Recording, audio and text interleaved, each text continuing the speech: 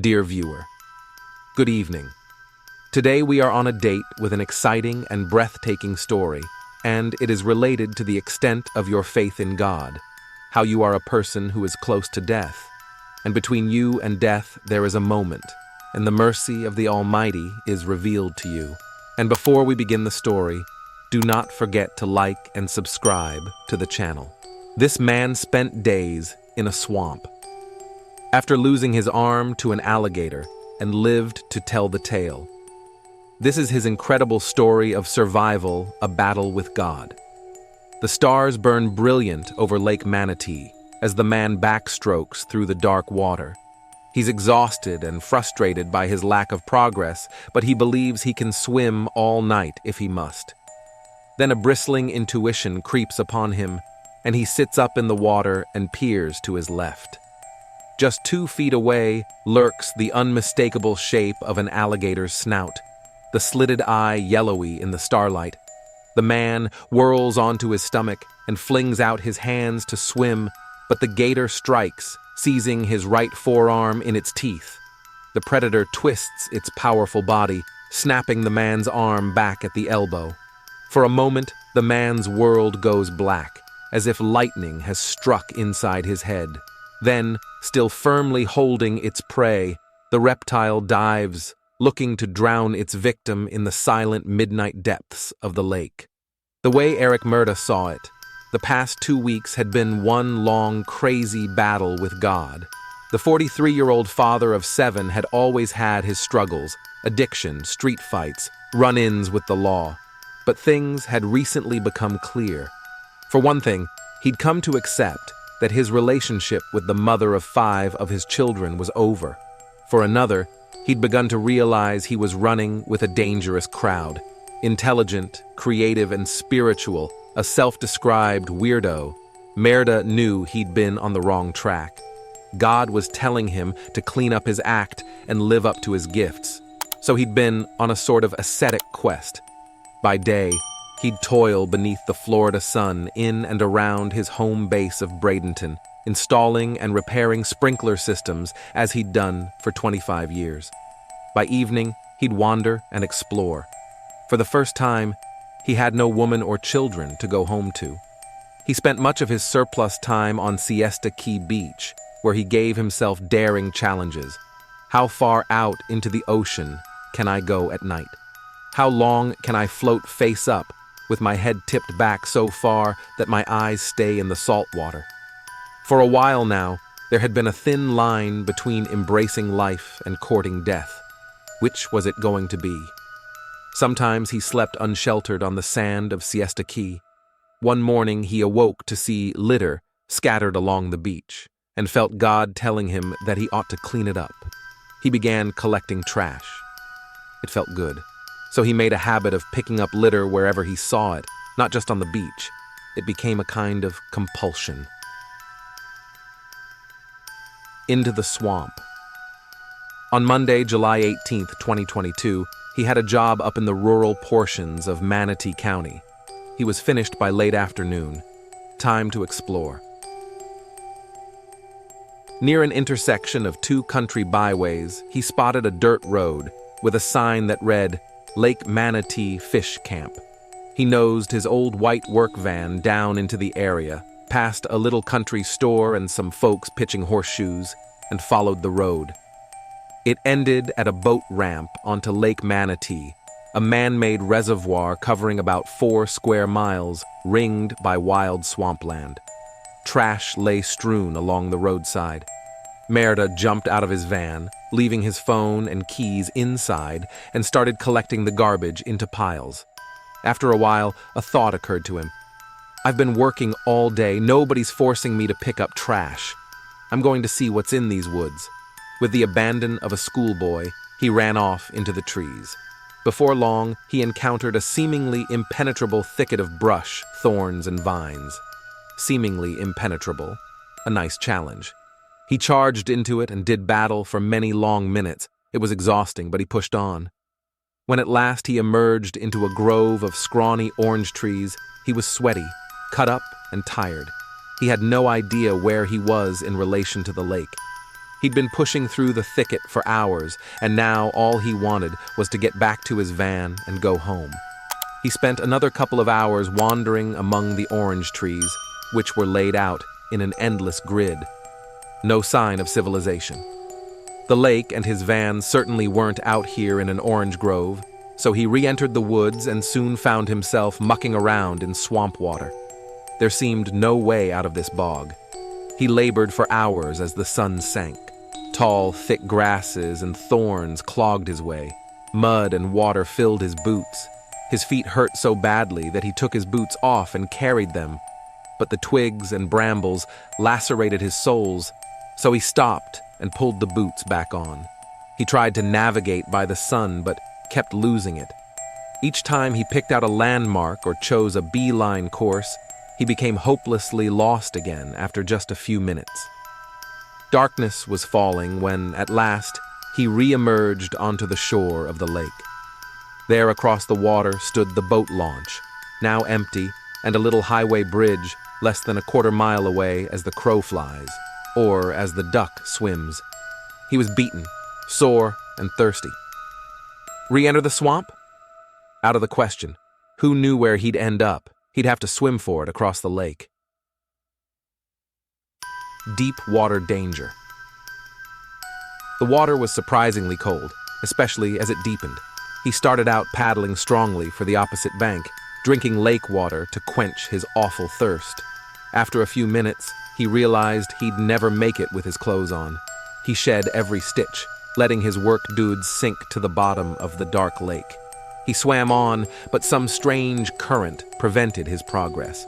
He was a good swimmer, yet he somehow kept diverging from his goal.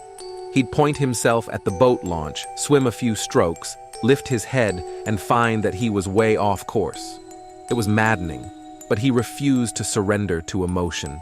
In a fistfight, the guy who comes into it panicking with no self-control, he's the one who gets whooped. The sun disappeared and the stars came out, and still he struggled, alternating between a backstroke and a crawl. And that's when he saw the alligator. Before he could swim a stroke, before he could save himself, before he could let out a scream, the creature struck like a snake. It sank its teeth into Merida's forearm, breaking it at the elbow, and dragged him underwater. Merida went into fight mode.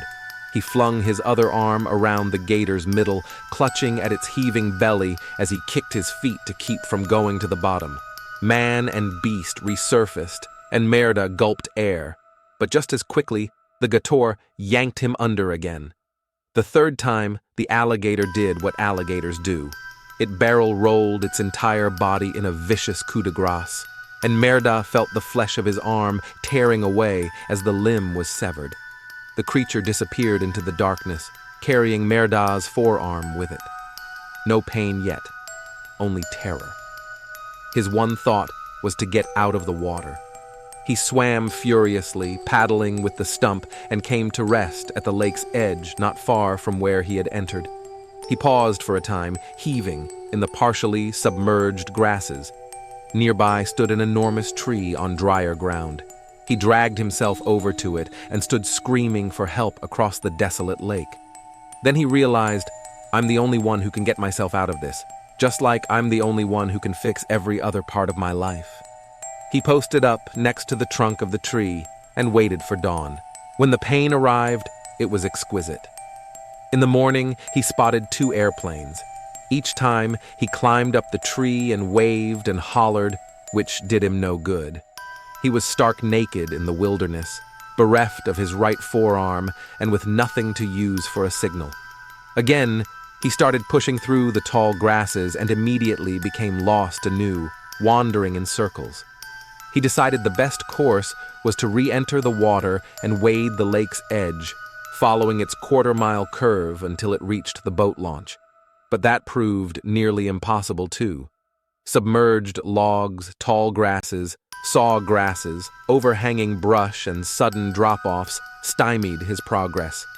He howled in pain when he blundered into a stick that poked into the exposed muscle of his right arm. Chest deep in the murky water, he looked behind him, and there, 100 feet away, stared the bumpy eyes of the alligator, or an alligator anyway, silently following him. He moved to shallower water, and the gator eyes sank beneath the surface. All through the long day, as he struggled along, the creature dogged him. Maddeningly, thanks to the meandering shoreline, the boat launch appeared farther away than ever. As night fell, he happened upon a concrete structure at the lake's edge, no doubt part of the reservoir system. Hungry, thirsty, and in agony, he haltingly climbed onto it, stretched out, and slept. He awoke in darkness with the horrifying awareness that he was only a couple of feet above the swamp water, with his left arm dangling off the structure like a second proffered morsel. That was enough. He wanted out of the swamp. He wanted dry land, life or death. Up till then, Merda had been ambivalent about life and death. Now he could hear God telling him, "All right, after this, I don't want to hear anymore. If you choose to die, you choose to die. If you choose to live, then good luck to you, because it's not going to be easy." He'd always figured his concept of God would get him kicked out of most churches. By his philosophy, since we're all made in God's image, God is part of each of us, and each of us is part of God. Thus, to have faith in God is to have faith in oneself, and to quarrel with God is to quarrel with oneself. And he was done quarreling with himself.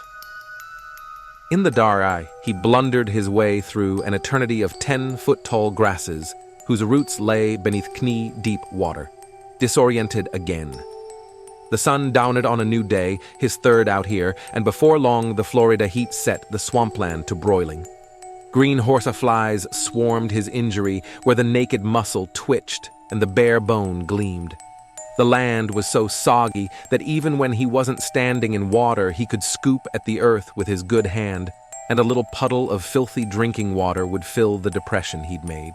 He nibbled at some tiny purple flowers growing throughout the swamplands. He began to fade, utterly spent and bloodied. But he'd made his decision.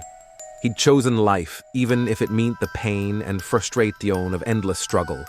Whenever his fatigue overwhelmed him, he pushed over the tall graces to make a mat on which to sleep. His quest was dry land, and at last he found it, only to discover it overwhelmingly choked with thorny vines. It was either the swamp or this endless wall of thorns, no getting around it, over it, or under it. He must push through. It's just a little pain, he told himself. You aren't even going to remember it once it's gone. So he dragged himself into the bramble, crab-walking at times, getting sliced and punctured, pausing periodically to psych himself up for more pain. In late afternoon, he came across a brown quart beer bottle lying in the mud like a signal from civilization. He knew now that he was saved. How far can somebody throw a beer bottle? 40 feet? That meant just 40 feet to the road. You can go another 40 feet. He did, and when he exited the thorns, he found that he was staggering alongside the road near the turnaround spot for the boat launch. On the other side of a wire fence, a man stood beside a red car. "Hey, hey!" Murda yelled. The man goggled at the stranger, naked save for the blood and mud that covered his body. "What are you doing back there?" he said. "A gator got me," Murda answered, waving his stump.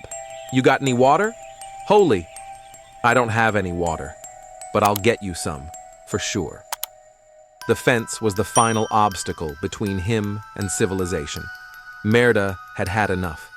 He lay down in the weeds on the swamp side of the divider and waited for the EMTs, who would cut the fence wire and carry him over to the helicopter that would whisk him away to the rest of his life. A long recovery, Merda spent nearly 3 weeks in a Sarasota hospital.